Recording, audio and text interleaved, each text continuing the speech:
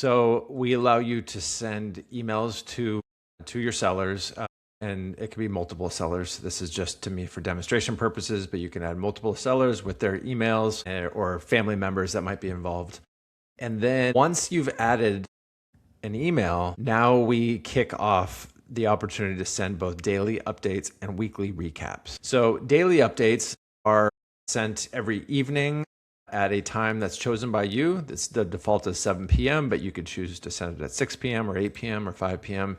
If your client is a little bit older and they go to bed earlier, you can send this at 4 or 5 p.m. It's your choice, and it sends in the local time of your listing. You can also choose to toggle these on or off. Some clients like to send only weekly emails and not the daily.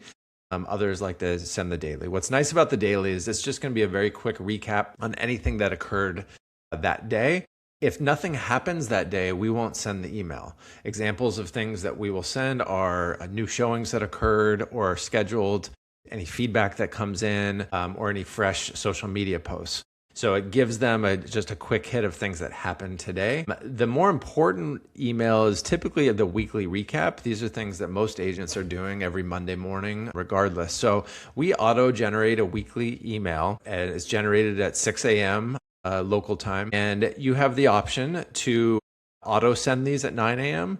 My personal opinion is I don't like to auto send them because I like to review them first. But if you do auto send, they get auto sent at 9 a.m. So generated at 6 p.m., auto sent at 9 a.m. But if you don't have this toggle to auto send, like me on this one, it's not going to send, and you'll be able to view it.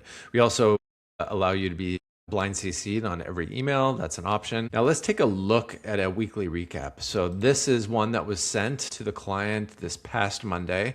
This is exactly what the email looks like. What's nice is you can put in your own intro. So you can choose to have this auto-generated by AI.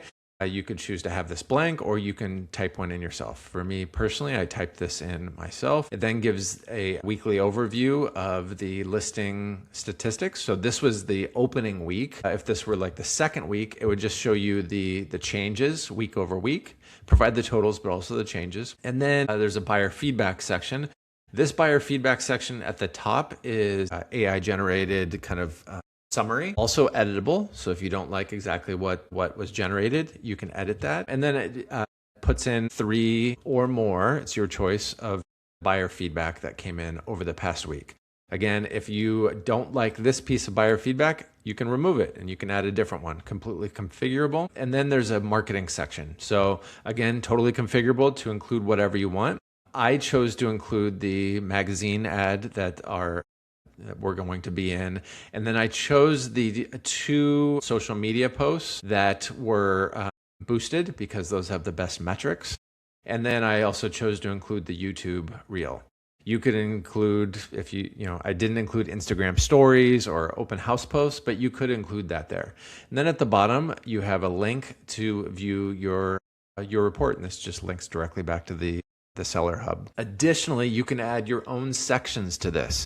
So if you want to include some market data, if you've got a chart that shows the average days on market in your area, you can add a section to that, include the file or the image, add a little summary, and it's right there. So these emails are very customizable, but the nice thing is they're generated for you. The structure is there.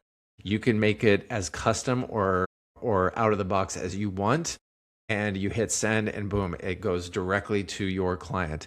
Then when the client receives it, if they have a question, they can hit the reply and it's going to go directly to your email. It doesn't go back to LaunchListing. It goes to your email.